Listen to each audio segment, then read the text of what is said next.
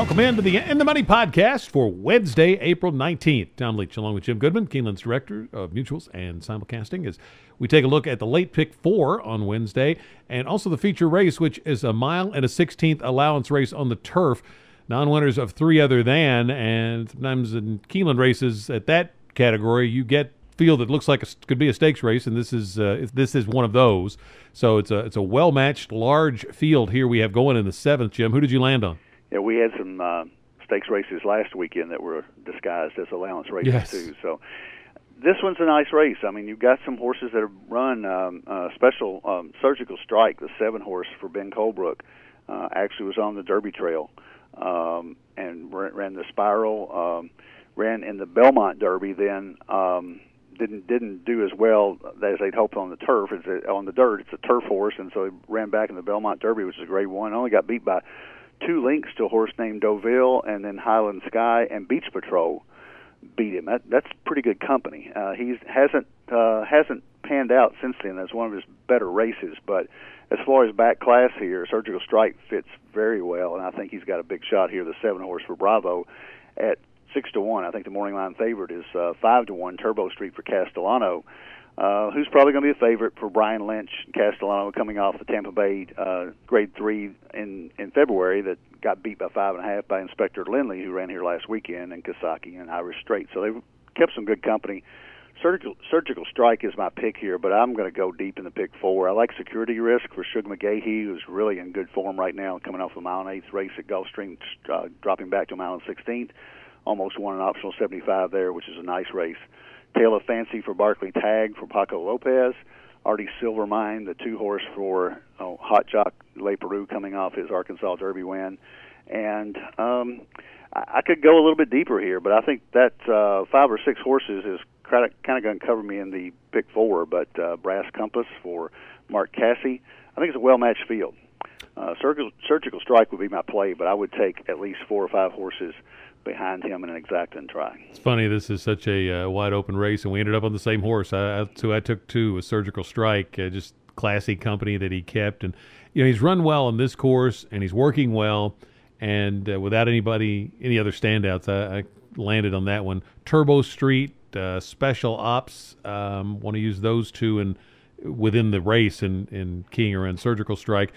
Conquest Typhoon and Brass Compass. Cassie Barnes been hot, and those are 2 Cassie horses that I think I've got to throw in there as well.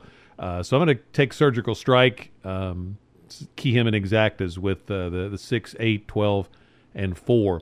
The 5th race is where the late pick 4 begins. I took Heart Spoke in there.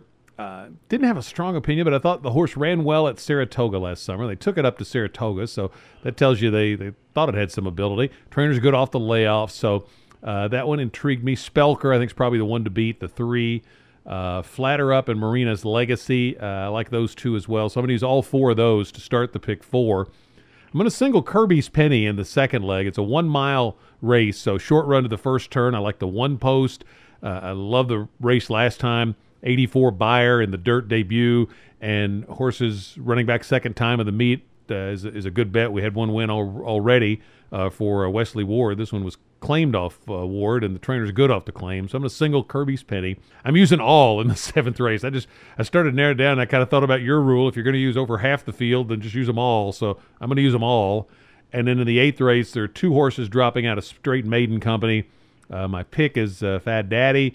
Second Start and Adding Blinkers are both strong numbers for Brad Cox, but Proudly High, the 2, is also dropping out of straight maiden. So I'm going to use both of those. So I'm 4 by 1 by all, which is 12 by 2. It's a $48 ticket for 50 cents. How about you? Yeah, you reminded me of my rule, and I broke it because I am using more than half the field there, only because I couldn't come up with a single.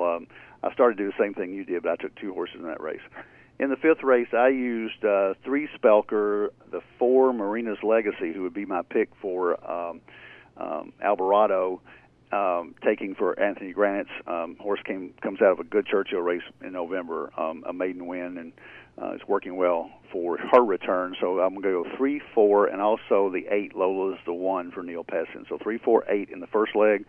I'm going to go 1, 5 in the second leg. I like Kirby's Penny.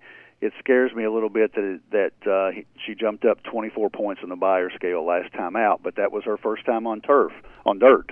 She'd run four straight times on turf and gets on dirt and just walks, like the comment in the racing forum says, took over at will. So she is certainly a strong single for you. But I'm also going to use Audrey's double for Neil Pessin there. I think she's very consistent, and if Kirby's penny does bounce a little bit, I'm going to use the 3 as well. Also, Dee Birdie, the 5, has got a good shot. So I'll go with 1-3 here, but could be talked into going 3 deep. And then the next leg, I would go 2, 4, 6, 7, 8, 9, 11. My top pick is Surgical Strike. My second pick would be Security Risk for Shug McGahee. So if you want to make it cheaper, go 7, 11 there. And then 2, 8, 9 in the last, the horses that you mentioned, Proudly High coming off the maiden special weight drop. The 8, Fat Daddy, who would be my top choice for Brad Cox. And Swordfish, the 9, I would also use for Rasmussen and Giroux. So 2, 8, 9, I'd go 3, 4, 8 with 1, 3 with 2, 4, 6, 7, 8, 9, 11. 289 for $62. Best of luck on your Wednesday wagers, and we'll have another podcast coming up for the Thursday card. This is the In the Money podcast for KeenelandSelect.com.